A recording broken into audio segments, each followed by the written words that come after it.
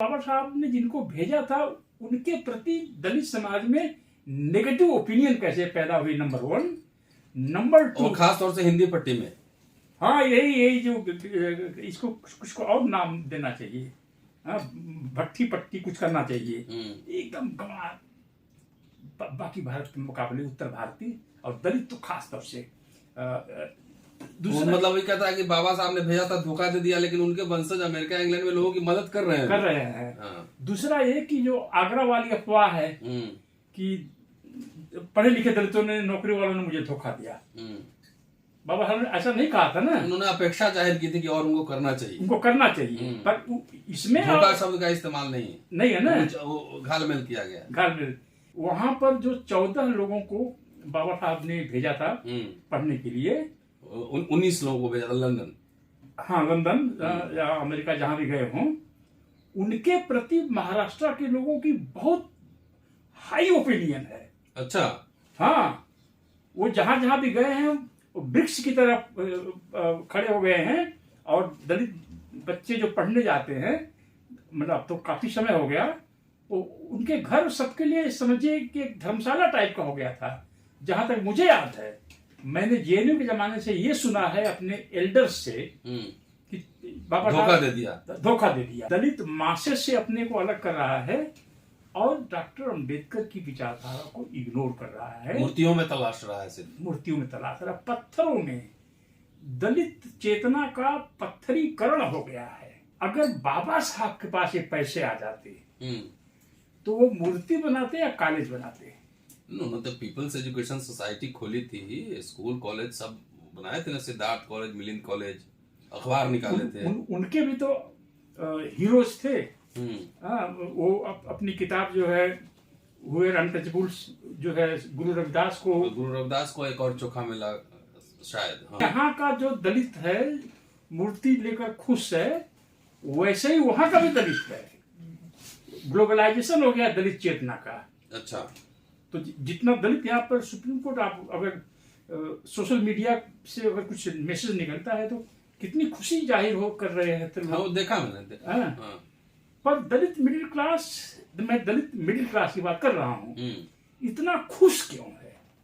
Number one, जब दलित अधिकार खत्म हो रहे हैं, दलितों के तो बल्ले बल्ले है वहां पे। हाँ। अच्छा। जिसने दलित मिले मुझसे, सबने कहा कि उन्होंने उस अंबेडकर स्टैचू में कंट्रीब्यूशन दिया है। अच्छा, दलितों के सहयोग से बना है? दलितों के ही सहयोग से बना है। अमेरिकन गवर्नमेंट ने जमीन वगैरह दिया होगा कि खरीदा? नहीं खरीदा है, इन्होंने पैसा जमा करके। अच्छा। हाँ, सरकार से सहयोग नहीं था? ना, दलित मिडिल क्लास ने दिल खोल कर उसमें पैसा दिया है।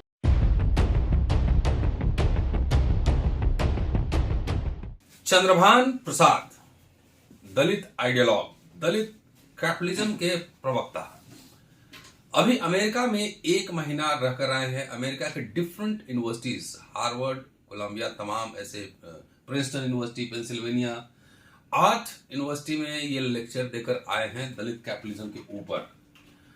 आज इनसे 2-3 बात समझने की कोशिश करेंगे इस एपिसोड में कि भारत को लेकर अमेरिका में क्या परसेप्शन है, दलित को लेकर अमेरिकन में और ब्लैक में क्या परसेप्शन है, और अंबेडकर साहब की मूर्ति न्यूयॉर्क में लगी है, वहां अंबेडकर चौराहा भी बना है, और सुप्रीम कोर्ट में भी बाबा साहब की मूर्ति लगी है। इन सब के क्या मायने हैं, इन तमाम पहलुओं पर बातचीत करने वाला हूं।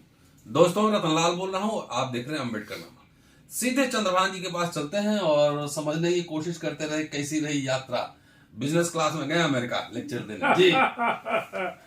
देखिए, अमेरिका तो हमारा जो विजिट था वो बेसिकली एकेडमिक नेचर का था। अच्छा। जो हमने रिसर्च किए हैं इंडिया में या जो कर रहे हैं उस पर था। उसमें कुछ हमने नई डिस्कवरीज की हैं, तो फोकस तो उसी पर था।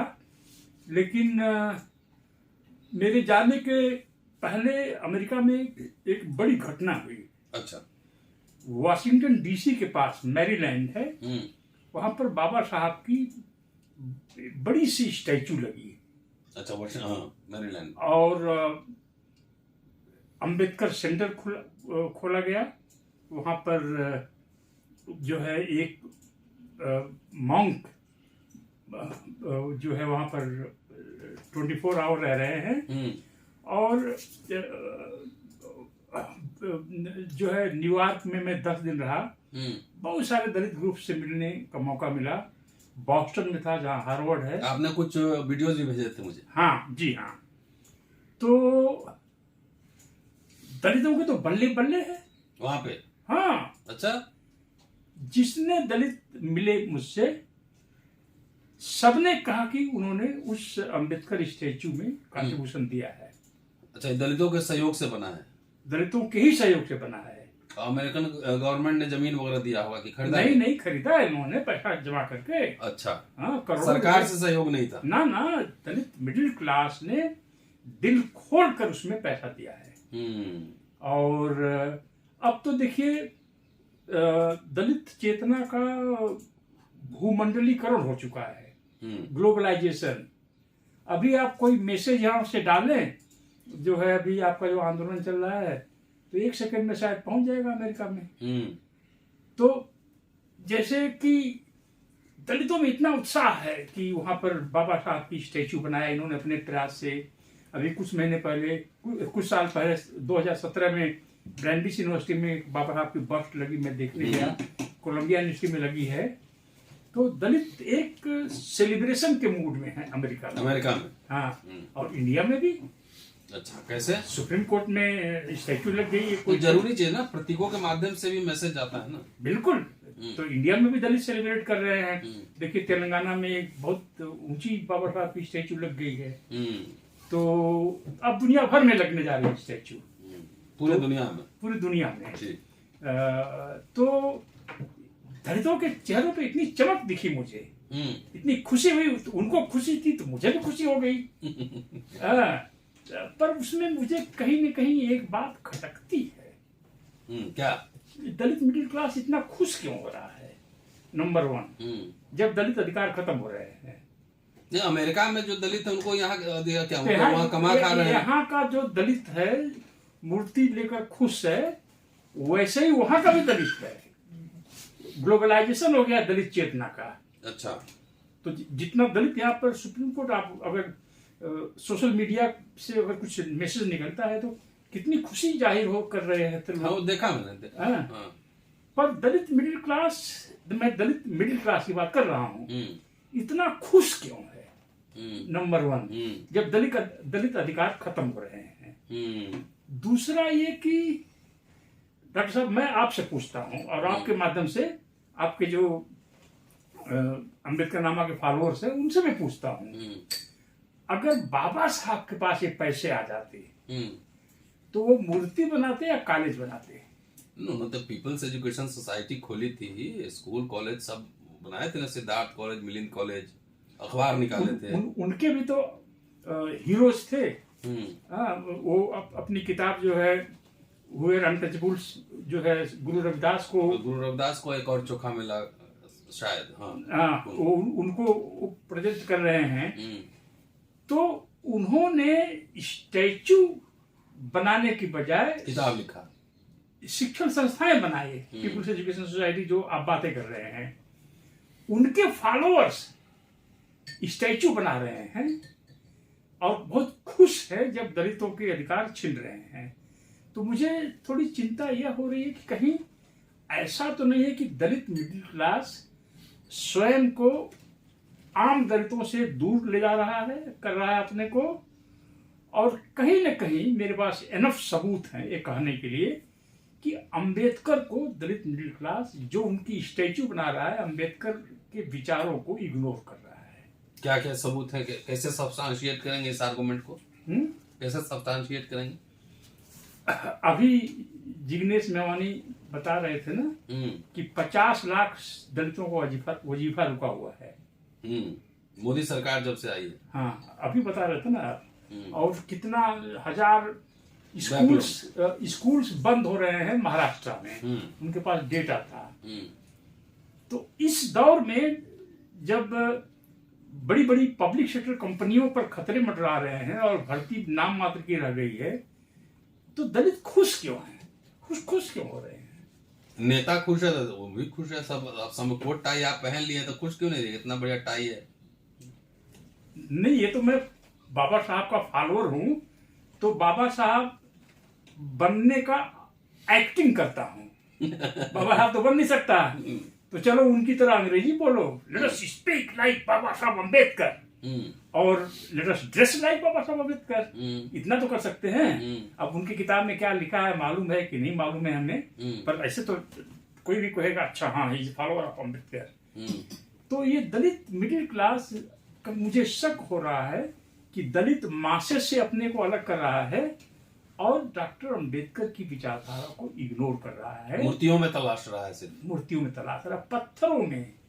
दलित चेतना का पत्थरीकरण हो गया है। पत्थरीकरण, नया टर्म दिया। दलित चेतना का पत्थरीकरण हो गया है। अब उस दलित चेतना में अगर बात करनी है, उस दलित चेतना से कोई निगोशिएट करना है, तो उस पर पत्थर के हथौड़े मारने पड़ेंगे। आप सर फोड़ रहे हैं उसमें?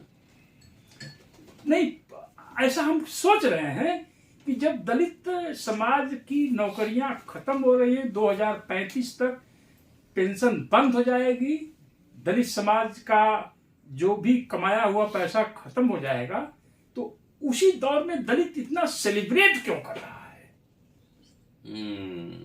और हाई कोर्ट सुप्रीम कोर्ट के जजेस के आंकड़े भी आ गए, हमने देखा होगा। अब ये बताइए, मैं दलित चेतना का जो पत्थरीकरण हो गया है, अगर चीफ जस्टिस साहब सुप्रीम कोर्ट के यह कहते कि भाई SC ST का 1/4 पॉपुलेशन में हिस्सा है या उससे अधिक, तो हर चौथा जज शेड्यूल कास्ट और शेड्यूल ट्राइब होगा। मैं एक ऑप्शन आपको ये दे रहा हूँ शेड्यूल कास्ट भाइयों, शेड्यूल ट्राइब भाइयों। दूसरा ऑप्शन है बाबा साहब की स्टेचू लगाना चाहता हूँ, इसमें से क्या लोगे? तो आप गेस करिए दलित समाज क्या लेगा? आप गेस करिए। तो ये जब दलित समाज पर दुखों का पहाड़ टूट रहा है, फेलोशिप्स बंद हो रही हैं, जिस ज्योत्सना लड़की को आपने फेलोशिप दिया है, अगर अगली साल नहीं कराएंगे तो उसकी पढ़ाई भी छूट जाएगी। एकदम चमड़े का काम करने वाला, एकदम मलिन बस्ती में रहने वाला परिवार, उनकी बेटी को फेलोशिप नहीं मिल पा रही है। देखिए, हाई कोर्ट सुप्रीम कोर्ट का जज बनना हो तो पहले एडवोकेट अच्छा बनना पड़ेगा ना। तो ऐसा लगता है कि सब लोग एडवोकेट भी जो है, डॉक्टर भी है, इंजीनियर भी, सब लोग राजनीति में ज्यादा इंटरेस्टेड है, अपने प्रोफेशन में उतना इंटरेस्टेड नहीं, ऐसा लग रहा है क्या? अपने प्रोफेशन से तो ज्यादा मतलब नहीं है। बेस्ट वकील बनना है। बाबा साहब थे बाबा साहब की जब आर्गुमेंट करते थे कोर्ट में, लोग बताते हैं महाराष्ट्र वाले, महाराष्ट्र वालों के प्रति मेरा बड़ा आदर हो गया है। होना भी चाहिए।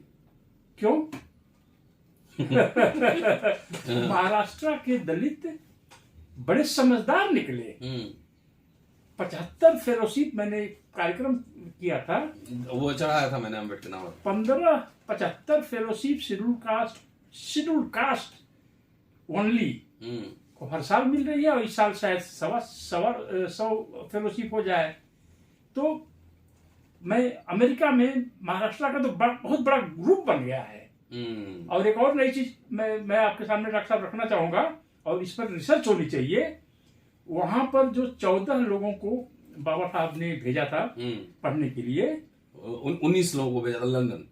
हाँ, लंदन या अमेरिका जहां भी गए हों, उनके प्रति महाराष्ट्र के लोगों की बहुत हाई ओपिनियन है। अच्छा। हाँ, वो जहां जहां भी गए हैं वो वृक्ष की तरफ खड़े हो गए हैं, और दलित बच्चे जो पढ़ने जाते हैं, मतलब अब तो काफी समय हो गया, वो उनके घर सबके लिए समझिए कि एक धर्मशाला टाइप का हो गया था। जहां तक मुझे याद है, मैंने JNU के जमाने से ये सुना है अपने एल्डर्स से कि बाबा धोखा दे दिया। तो दो चीजें मुझे बहुत ही डिस्टर्ब कर रही है, क्योंकि मैं रिजल्ट जान रहा हूं कि दलित समाज का जो भी कुछ खड़ा है 2035 तक ये उजड़ जाएगा ना, इसमें मुझे कोई डाउट नहीं है। दलित समाज को एजुकेशन और नौकरी के अलावा कोई बड़ी चीज मिली नहीं है। इंडस्ट्री नहीं है, आर्थिक संसाधन में हिस्सेदारी नहीं है, कुछ नहीं। और जिनके पास बिजनेस है भी, उनके बच्चों की शादियां नहीं हो पाती हैं। ये कहते सरकारी नौकरी वाला दामाद चाहिए। सरकारी नौकरी वाला दामाद चाहिए। तो खैर ये दलित समाज जो आपके फॉलोअर है, उनकी प्रॉब्लम है, वो हल करें अपना। तो वो जो है, महाराष्ट्र के लोग एजुकेशन पर बहुत उनका ध्यान है। तो एक तो जो बाबा साहब ने भेजा था, उनके प्रति इनका बड़ा आदर है। खोबड़ागढ़े एक कुछ हजार परिवार का एक, समझिए कि एक वो लोग अमेरिका में उनके वंशज हैं, अभी अमेरिका में, ब्रिटेन में, सब जगह हैं। हाँ, और बच्चों की मदद करते हैं। हाँ, इसके लिए मुझे अलग से जाना पड़ेगा, क्योंकि कहा था कोई आइडिया मिला नंबर वगैरह? खोबरागढ़े साहब हैं, वो उनके वंशज हैं। अच्छा। मतलब थर्ड पीढ़ी है। और मेरे पास टाइम नहीं था, बाद में बहुत पता चला न्यूयॉर्क में। नहीं तो मैं गया होता, मैं दोबारा जाऊंगा तो ढूंढूंगा ऐसे लोगों को। तो इनके जो बाबा साहब ने जिनको भेजा था, उनके प्रति दलित समाज में नेगेटिव ओपिनियन कैसे पैदा हुई, नंबर 1। नंबर 2, खास तौर से हिंदी पट्टी में। हाँ, यही जो इसको कुछ और नाम देना चाहिए। हाँ, भट्टी पट्टी कुछ करना चाहिए। एकदम गंवार बाकी भारत के मुकाबले, उत्तर भारतीय और दलित तो खास तौर से। मतलब वही कहता है कि बाबा साहब ने भेजा था, धोखा दे दिया, लेकिन उनके वंशज अमेरिका इंग्लैंड में लोगों की मदद कर रहे हैं। हाँ। दूसरा ये कि जो आगरा वाली अफवाह है कि पढ़े लिखे दलितों ने, नौकरी वालों ने मुझे धोखा दिया। बाबा साहब ने ऐसा नहीं कहा था ना। उन्होंने अपेक्षा जाहिर की थी कि और उनको करना चाहिए, पर इसमें धोखा शब्द का इस्तेमाल नहीं है ना, घालमेल किया गया। घालमेल।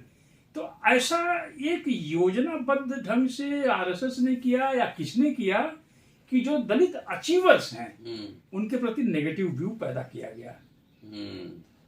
अब देखिए, महाराष्ट्र के लोग सत्ता में नहीं आए, फेलोशिप नहीं, सोशल वहां पे सुरेश मानव साहब से मैंने बात किया। उन्होंने कहा कि देखिए, तमिलनाडु में तो खैर डीएम के साथ मिलकर एक दलित कॉन्सेंसस काम कर रहा है वहाँ, एक पार्टी है जिनके 2 सांसद हैं। महाराष्ट्र में पॉलिटिकल टर्म्स में नहीं रिफ्लेक्ट हो रहा, लेकिन सोशल कॉन्शियसनेस का लेवल पे वहां पे दलित मूवमेंट रहेगा बहुत ज्यादा। क्योंकि अगर हर साल 75 दलित महाराष्ट्र से अमेरिका, इंग्लैंड और कनाडा जा रहे हैं, तो 10 साल में कितना होगा? 750। उसमें से 50 भी बड़े स्कॉलर बने तो बड़ी बात होगी ना भाई। दलितों में कभी नोबेल प्राइज विजेता बनने चाहिए ना। वही बात कह रहा हूँ कि 50 भी बन गए उसमें से तो बहुत बड़ी बात होगी ना। बड़ी बात भाई। दलितों में जो भारत से जितने नोबेल प्राइज विजेता है, पीस प्राइज छोड़ दीजिए, उसे मैं मानता ही नहीं कोई नोबेल प्राइज है ये, जो नॉलेज प्रोडक्शन का जो हाँ। तो इसमें से तो एक को छोड़ के हम समझते हैं बाकी सब अमेरिका ब्रिटेन में पढ़े हैं ना। तो क्या दलितों में से अगर कभी कोई नोबेल प्राइज विनर होना है, तो बड़ी संख्या में दलितों को विदेश पढ़ना चाहिए, बड़े यूनिवर्सिटीज में। हाँ, बड़ी यूनिवर्सिटी में पढ़ना चाहिए ना। तो इसकी कोई डिमांड ही नहीं दलित समाज में है, खासकर इधर नॉर्थ इंडिया में। आप भी लखनऊ के रहने वाले, आप भी तो एकदम एक बताइए कितना दुर्भाग्य है कि मैं इधर हिंदी पट्टी में पैदा हुआ। मुझे महाराष्ट्र में ही पैदा होना चाहिए था, साउथ में। हाँ, साउथ इंडिया में। एक बात तो ये है। और अभी आज मुझे किसी ने, एक बहुत ही रेडिकल दलित, अम्बेडकर को मुझसे ज्यादा जानते हो, मुझे उसने कुछ ट्वीट किया था। तो मैंने कहा कि ऐसा है कि अगर बड़ी होशियारी से बीजेपी का समर्थन करना है, तो आप सिर्फ यह कर दीजिए कि बीजेपी कांग्रेस बराबर है। मैंने इसे जेंटलमैन की तरह से ऐसा लिखा। तो उसका जवाब आया सुबह, आपकी उम्र ज्यादा है इसलिए मैं बर्दाश्त कर रहा हूँ। तो मैंने कहा भाई, गाली यंग तुम हो तो गाली देना तो तुम्हारा अधिकार बनता है, 2 गाली जितना देना हो। लेकिन यह मैं बता देना चाहता हूँ, जो तुम बोल रहे हो कांग्रेस वाले शॉक में हैं कि बीजेपी जीत गई। तो मैंने कहा भाई, शॉक में तो हूं ही मैं, क्योंकि बात अब बीजेपी और कांग्रेस की सिंपल नहीं रह गई कि इनकी गवर्नमेंट उनकी गवर्नमेंट। भारतीय गणराज्य खतरे में, Indian Republic, Indian constitution, Hindu राष्ट्र का उस पर हमला हो चुका है। तो इसलिए मुझे और भी, मैं तकलीफ में होऊंगा अगर 2024 में बीजेपी जीत जाती है। तो मेरा तो फंडा क्लियर है। तुम जो है वो शाखा, ये जो कैडर कैंप शाखा तो नहीं है, क्योंकि कैडर कैंप वाले दलित यही कहते हैं कांग्रेस बीजेपी बराबर है, बिना सोचे समझे। नहीं सोच के बोलते हैं। नहीं तो सोचेंगे तो फिर कंपैरिजन होगा ना, सांप में और नाग में कंपैरिजन होगा। इनको अमृत कौन पिला रहा है ये भी सोचा जाएगा ना। डॉक्टर साहब मैं रिपीट हो रहा है, लेकिन ये दलित समाज जो आपका हिंदी का चैनल है, अमेरिका में भी लोग देखते हैं, लेकिन बोलते हैं कई बार वो हिंदी समझ में नहीं आती है, कई बार आपके जोक्स समझ में नहीं आते हैं। तो मैंने कहा नॉर्थ इंडियन हूं, बस यही जोक है कि जिसके बच्चों को फेलोशिप मिलना बंद हो गई हो, बैठा हुआ है, जीरो एडमिशन में वो जो होता था जीरो बैलेंस एडमिशन वो बंद हो गया हो, engineering college, medical college, IIT वालों को फेलोशिप के लाले पड़े हों, और वो समाज मूर्ति लगा के खुश हो रहा है। तो ये जोक नहीं है। तो वो लोग ये बोलते हैं कि प्रसाद जी ये जो है हमने कहा कि आप मूर्ति बनाए हैं, करोड़ों रुपया लगा है, इसी का एक फेलोशिप बना दिए होते। हार्वर्ड में दे दिए रहते। हाँ, हार्वर्ड यूनिवर्सिटी को अब हो सकता है कि मूर्ति के बाद सेकंड स्टेज वो हो। अरे मूर्ति के बाद सेकंड स्टेज है कि कितनी फीट की? 21 फीट की। अच्छा, हम बोस्टन में रहते हैं, हम 42 फीट की बनाएंगे। कंपटीशन ये नहीं होगा कि हम उसकी जगह एक फेलोशिप सेट कर देते हैं कि हर साल 5 दलित जो है इंडिया से आएंगे और वो पढ़ेंगे, 2 करोड़ रुपए एक स्टूडेंट को पढ़ेगा, हम वो देंगे। एक कंपटीशन होने की संभावना कम है। वो 21 फीट की बनाए, हम 42 फीट का बनाएंगे। बैंकोर वाले बोलेंगे हम 46 फीट का बनाएंगे। लंदन वाले बोलेंगे कि हम आईफल टावर के से ऊपर बनाएंगे। फेलोशिप इतनी हम गठन करेंगे, इसका मुझे लगता है आइडिया कम है। इंडिया से बहुत लोग जाते हैं वहां पे भाषण देने, लेक्चर देने वगैरह जाते हैं, तो लोग क्या बोलते हैं वहां पे? वही हुक्का राम बनना है शासन में। इस बार बहुत सारे लोग मुझसे बोले थे, सर इस बार अपना कोई प्राइम मिनिस्टर हो जाएगा। मैंने कहा कि कुछ भी हो सकता है, क्यों नहीं हो सकता है। 200 सीट ले आइए, 100 सीट ले आइए, त्रिशंकु लोकसभा हो जाए तो क्यों नहीं बन सकता कोई। नहीं सर, आप जो कह रहे हैं इसमें बहुत दम है। तो मैंने कहा कि मेरा मजाक उड़ा रहे हो आप। एक जगह कोलंबिया यूनिवर्सिटी में मेरा भाषण हुआ और इतना बड़ा क्लासरूम में लोग आ गए कि दोबारा लंच मंगाना पड़ा। लोग खड़े होकर सुन रहे थे। फिर स्टूडेंट्स ने कहा सर आपसे और भी बातें करनी है, चलिए लंच कराते हैं।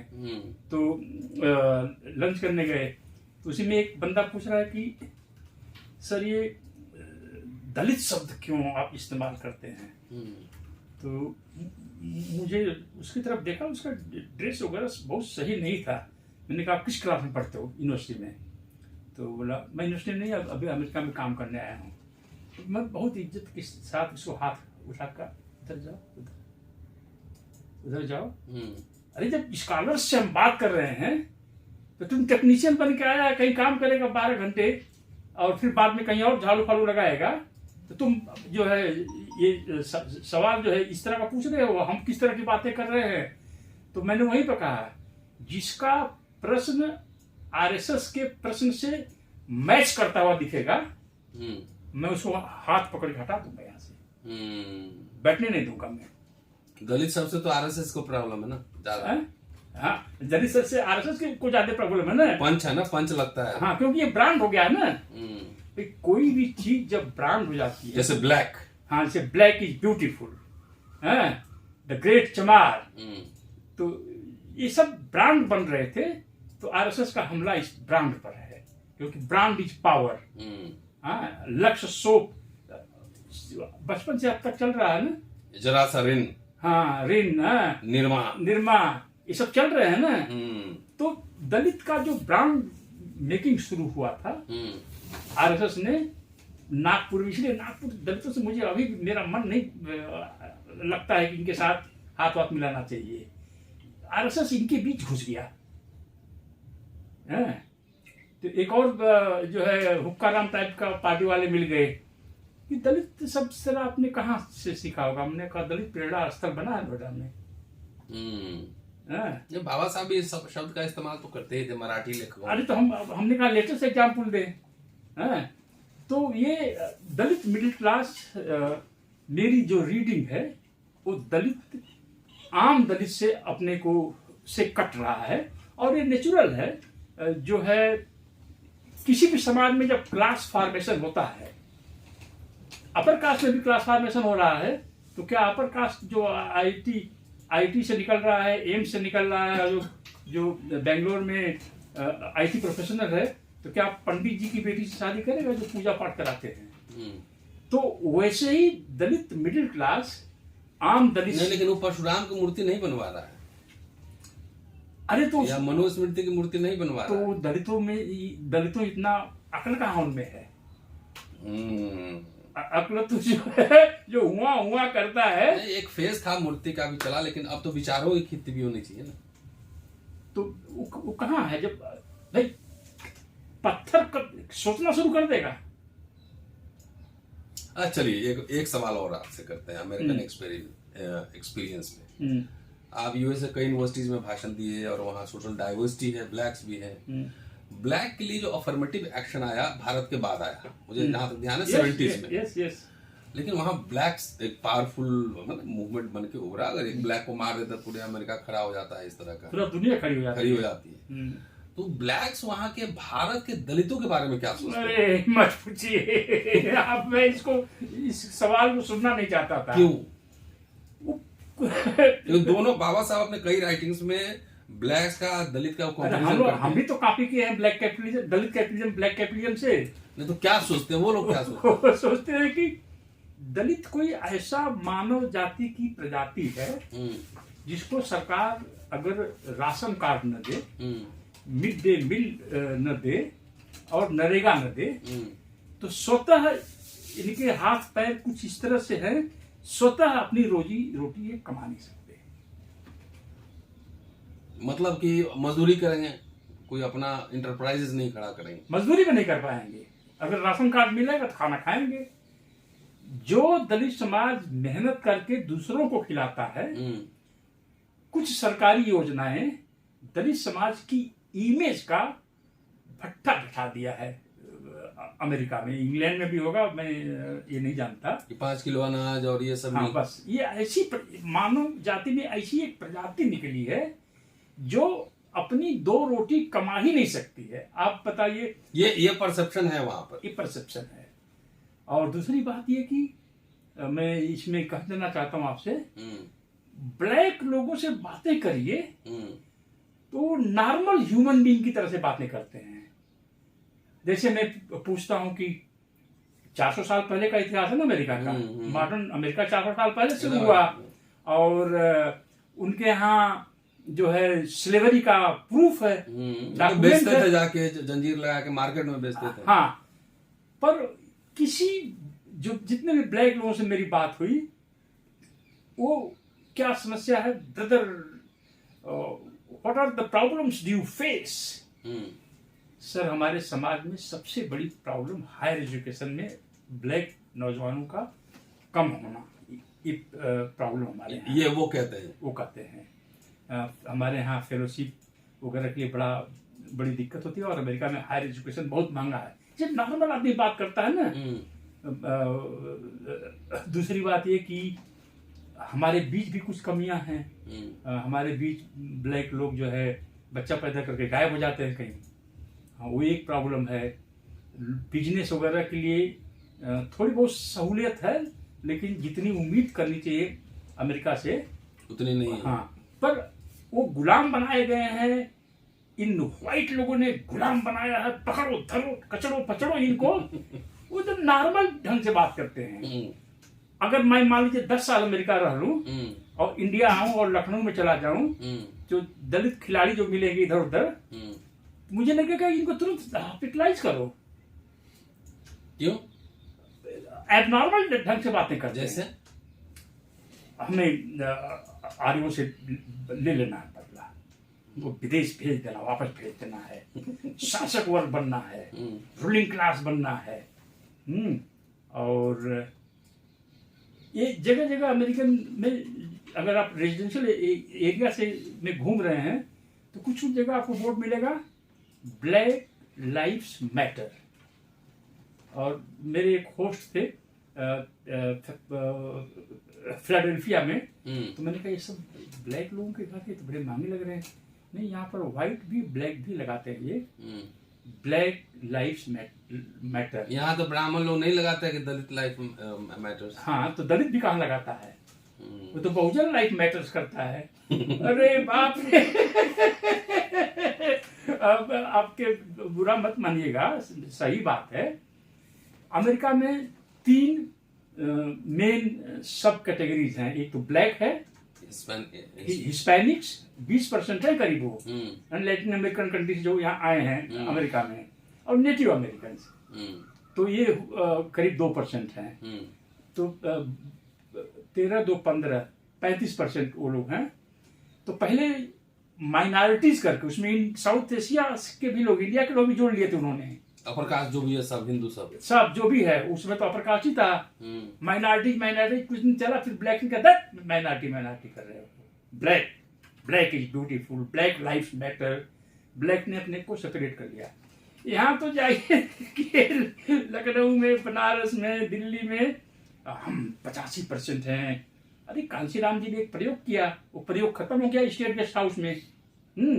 आप लगे हुए हैं, ये अहिर भी मेरा भाई। अरे अहिर किसी का भाई हो सकता है? अहिर का भाई नहीं होता है।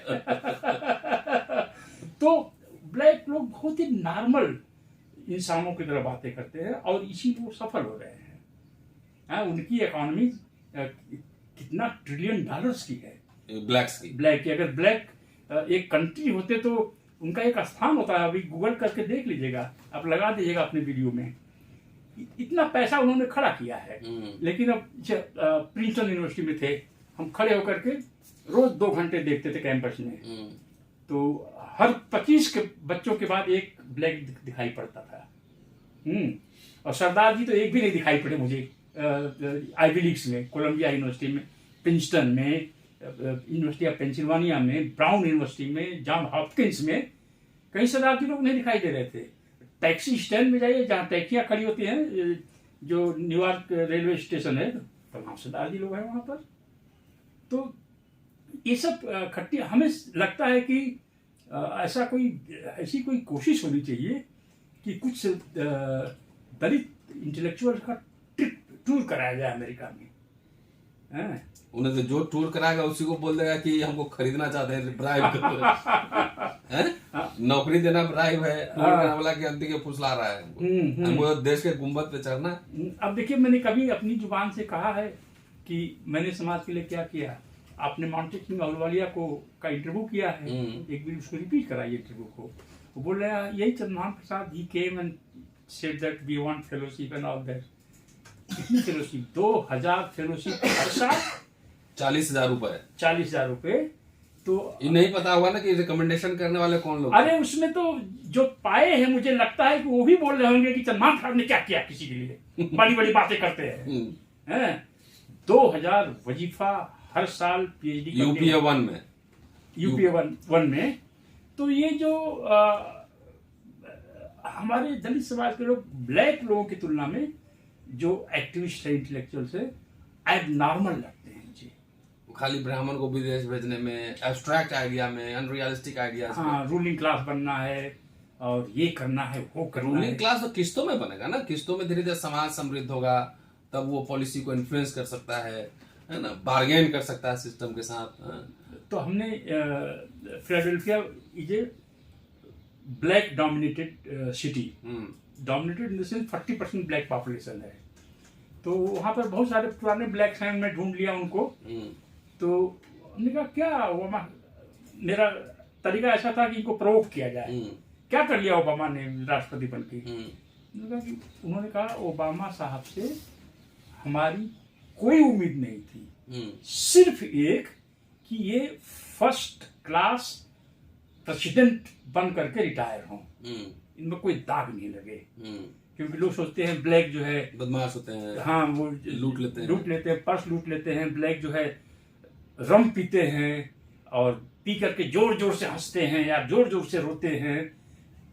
ओबामा एक ऐसे राष्ट्रपति सिद्ध हों जिनको सदियों तक लिखा जाए कि he was a very bright, brilliant, smart president of the United states of America, यही उम्मीद थी और उन्होंने ये सिद्ध कर दिया। अरे बाप रे, भारत में नेताओं को देखिए। हाँ, एक प्रेसिडेंट महोदय थे, उड़ीसा गए थे, उनको झपिला दिया, उनको गर्भगृह में, वहां पता नहीं कहाँ। तो अब अभी भी राष्ट्रपति गई थी द्रौपदी मुर्मू, तो उनको तो बाहर ही रखा ना। ये क्या है, मुर्मू क्या है? ये ट्राइब नहीं है। किस पोस्ट पर है यहाँ पर? President Draupadi Murmu, president of India. अच्छा, वो मैडम जी हैं जिनको कोई महत्व नहीं दिया जाता है।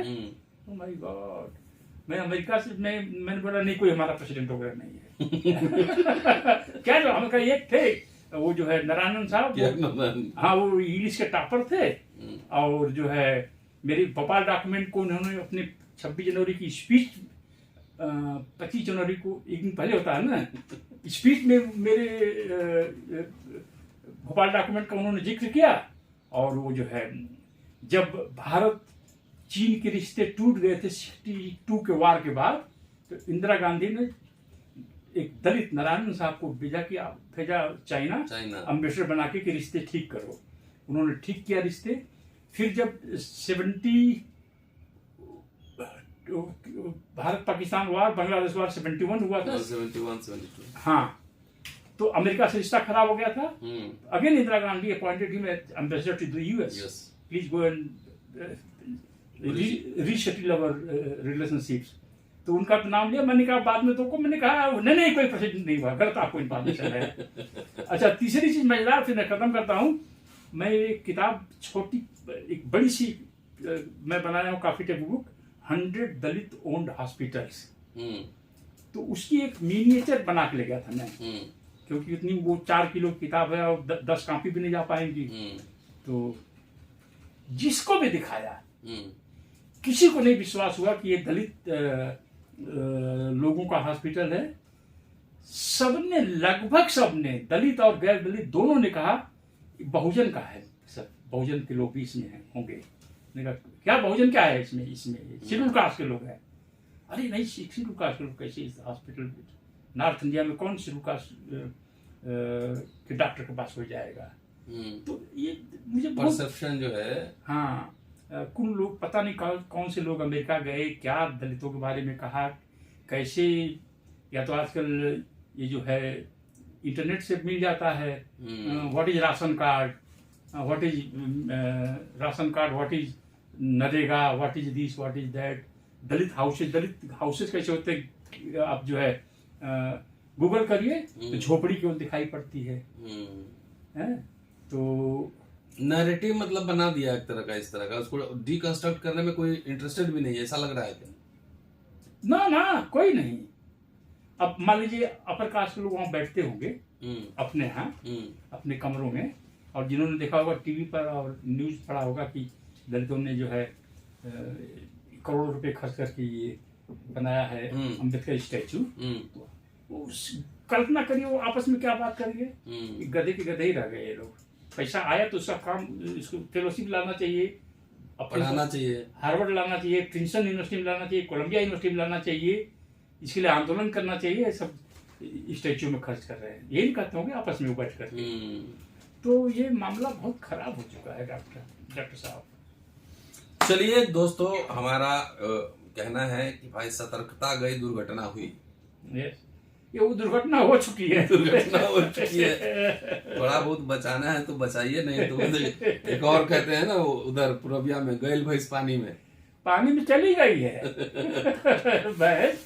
क्योंकि जिस दलित समाज के पास इस बात पर कोई चिंता है ही नहीं कि उनके बच्चों की फेलोशिप बंद हो गई है, न नेताओं को चिंता है, न किसको चिंता है, हाँ, किसी को चिंता। इसीलिए मेरा चार्ज है दलित मिडिल क्लास पर कि दलित मिडिल क्लास ने आम दलित को से दूरी बना लिया है और एजेंडा पे कुछ नहीं है। हाँ, बाबा साहब अम्बेडकर को की विचारधारा को इग्नोर कर रहे हैं।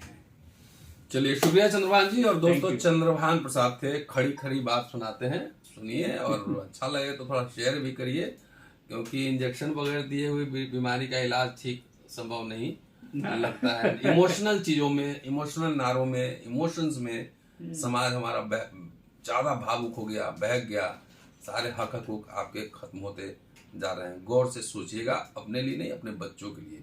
शुक्रिया, देखते रहिए अम्बेडकर नामा। Thank you. जय भीम, जय भारत। हेलो डियर ऑल, जय भीम, जय भारत। आई एम चंद्रभान प्रसाद। यह अमृत काल का दौर है, यानी दलितों का संकट काल अब शुरू हो चुका है। सरकारी नौकरियों की रक्षा अब करने वाला कोई नहीं है। इसका जवाब है दलितों का इंग्लिश, मैथ और धन दौलत पर कब्जे। मेरे जीवन का एक ड्रीम है, ड्रीम यह कि अब दलित माताओं की कोख से दलित जॉब गिवर्स पैदा हो, जॉब सीकर्स नहीं। आइए कास्ट को फाइट करें कैपिटल से, घर घर से, गली गली से, मोहल्ले मोहल्ले से अब पैदा हो दलित दुकानदार, व्यापारी, उद्यमी, दलित जॉब गिवर्स। शहर में दुकानें महंगी हैं, ऑनलाइन का एक नया रास्ता खुला है। आइए इस ऐतिहासिक शुरुआत में भाग लीजिए। हम लॉन्च कर रहे हैं ऑनलाइन प्लेटफॉर्म buydalits.com, दलितों का खुद का Amazon.com, और लॉन्च कर रहे हैं दलितों का सबसे पहला global brand 0+। Please do join us, make Dalit capitalism a reality.